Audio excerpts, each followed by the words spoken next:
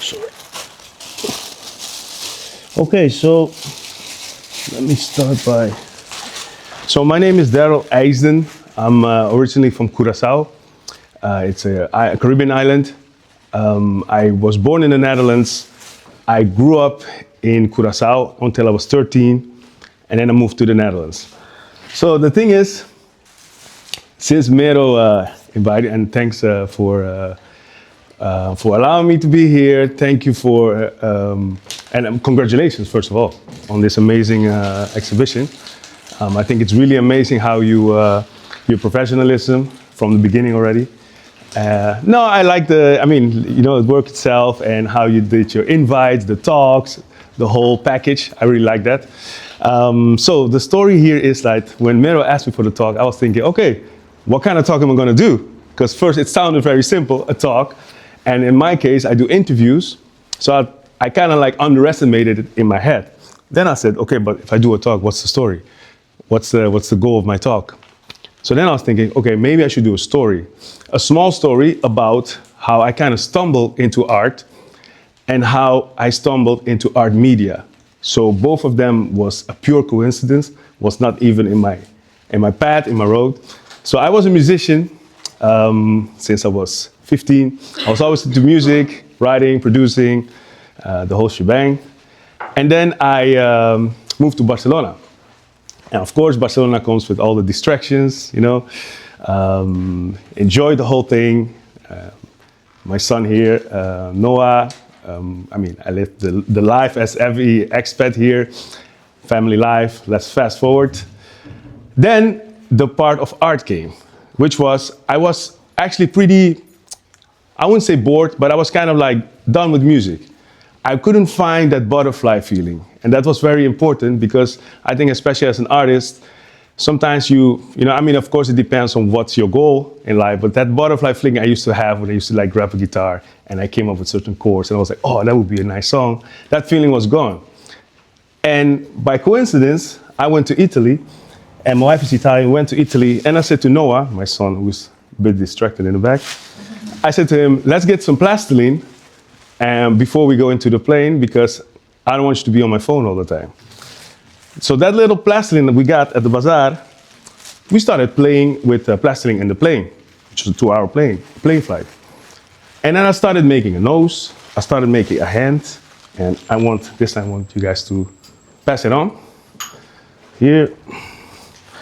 So I started making sculptures. There you go. You can just play with it. That's cool. So I started making plastiline figures. And it was weird because when I did it, I never thought about making sculptures, never thought about sculpting. It was just music. So it was a weird experience because I was like, it came out pretty natural. And I was like, oh, that's weird. And it brought me back into music when I started music because it was like a weird connection, internal connection I had. And I was like, maybe I should do more. And I started doing hands, doing noses, doing all types of figures. And I started piling up a lot of pieces, like maybe 30, 35 pieces. All of a sudden, of course, my wife was like, what are you gonna do with all this stuff, I was like, maybe I should do an exhibition. So I did an exhibition in February in Augustic, which was actually pretty, was a nice experience because the idea about my exhibition was called Art in Motion. And I took that name because I think my life was already in motion. I always lived in different countries. It was never static. And my sculptures, I saw them as something that had to be in motion. So, for instance, of course, the hand, for instance, I would hang it on a rope with a stone and some like clandestino style, I would going on the pole, the wires on the street and throw it and let it hang there. So then for months you see that hand hanging and that motion, like I was like, oh, that adrenaline, I love that kid part of me came out. So that's how art started. During the exhibition, it was nice, my head was like, okay, what's next? I'm an artist, am I gonna do another exhibition? Am I gonna go into do I have to like knock into galleries? I have no idea. Like I was just going with the flow. All of a sudden, I was really busy, actually like Mero now, all over the place. And it was like a young, these two girls, they were like student, I think they were into media school or something. They're like, hey, sorry, can we interview you? I was like, yeah, so I'll be right back, because I had to help somebody. And I came back and they were gone. And I asked the guy, I said, hey, your friend, I heard that she wanted to do the interview. Yeah, they already left because you were too busy, blah, blah, blah. I came home and I thought about it. I said, so what's next? I don't know. Maybe I should interview artists. That'd be nice. That'd be a way for me to get in the scene, learn. I think the second one was the best. I was like, that's a way to learn. That's a way to connect. I was already, in the past, did podcasting with a friend of mine. So that was pretty that came natural. And I decided to get my cameras, mic, and I started sending Instagram messages. And then, well, by coincidence, I had a couple of interviews. Little I knew, the interviews were actually one of the best decisions I made. I happened to interview established artists,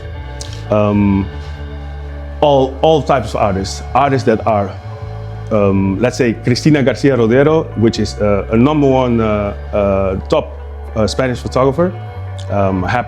It was a coincidence because the gallery just opened in Barcelona.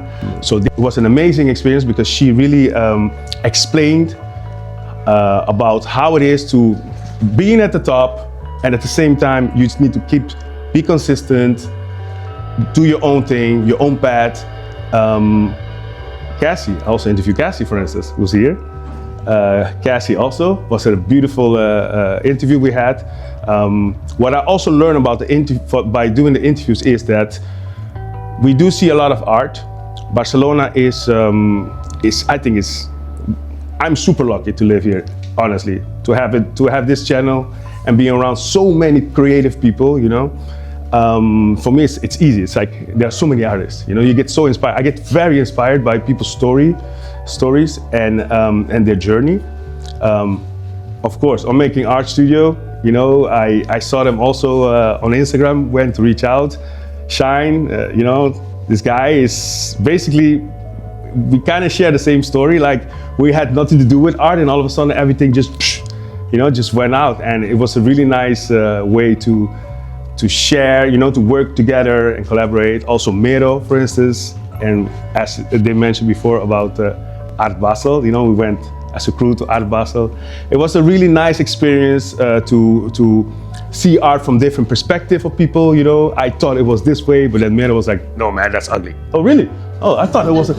But it was nice because you learn that not everything is the same, and not everybody sees the world the same, and it also keeps you grounded. That's what I like about it. And so, yeah, for now, the interviews are going pretty well. As I said, I think it's not even about me anymore. I like to have a platform where artists can just tune in and see what's the story behind the artist. Because sometimes you just go to a gallery or you see a painting, I don't know what's the story behind this. And of course, sometimes artists are not, maybe they don't want to really talk about it. And that is where I like the challenge of trying to get out the story and then share it with people. So yeah, that's basically the story of how I got into art and how media got into my life. That's it.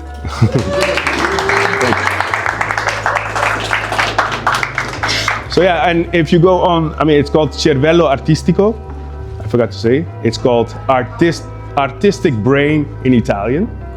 So C-E-R-E, Cervello.